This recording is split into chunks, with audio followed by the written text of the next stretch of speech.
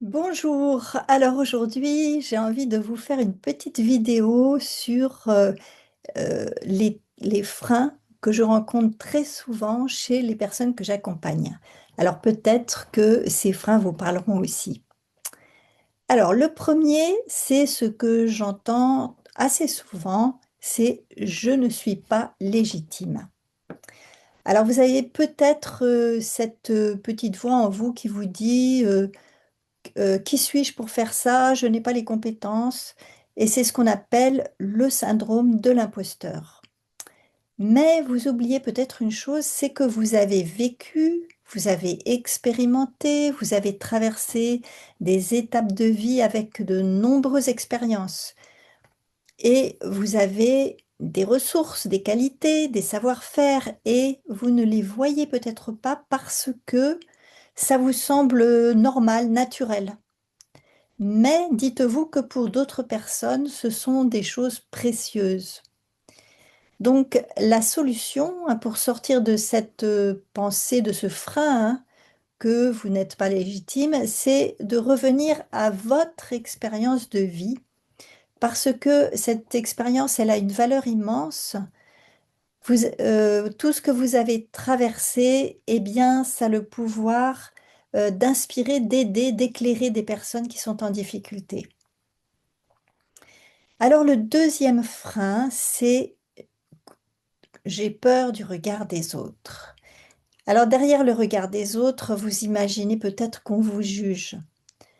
Alors certaines personnes ont peur de se ridiculiser et donc il y a une solution qui consiste à vous demander est-ce que ces autres sont vraiment importants ou est-ce que les jugements sont plus forts que ma joie ou mon plaisir de créer? Alors, sachez que un petit pas peut suffire. Par exemple, si vous parlez de votre idée à une personne bienveillante, eh bien, vous serez peut-être surpris de voir que ça crée du lien plutôt que du jugement. Le troisième frein, je n'ai pas l'énergie. Alors, vous sentez peut-être moins d'énergie qu'il y a quelques années, mais vous avez sûrement remarqué que l'énergie revient quand vous faites ce que vous aimez faire, ce qui vous met en joie. Quand vous êtes aligné avec ce qui vous anime, eh bien, l'élan, l'énergie revient naturellement. Essayez d'observer ça et constatez-le parce que c'est quelque chose que vous pouvez vraiment utiliser. Ce n'est pas une question d'âge, l'énergie, c'est une question d'élan intérieur, de motivation, de plaisir. Un projet qui a du sens, même petit, même simple, devient une source de vitalité.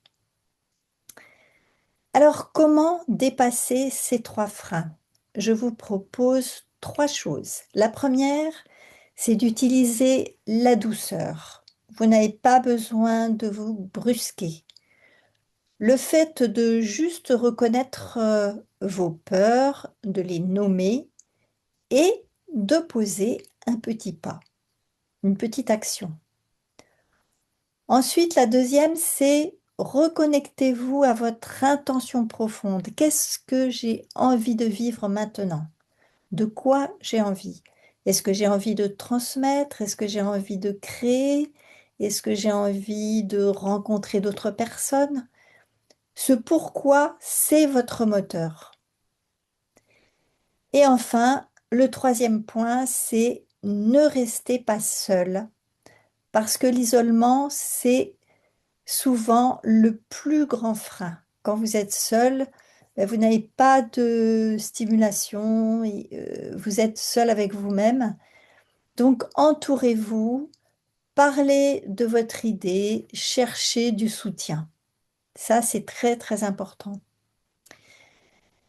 Donc, je crois profondément que cette troisième vie peut être la plus riche grâce à votre recul et à ce que la vie vous a appris.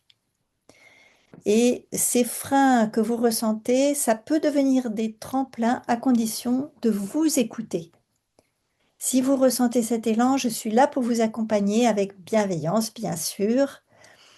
Donc, je peux vous raconter, je peux vous dire que depuis plus de 10 ans, je crée des projets, plusieurs projets, et ça me met en joie, et c'est ça qui me donne vraiment de l'énergie. Alors, merci de m'avoir écouté jusque-là, et je vous dis à très bientôt.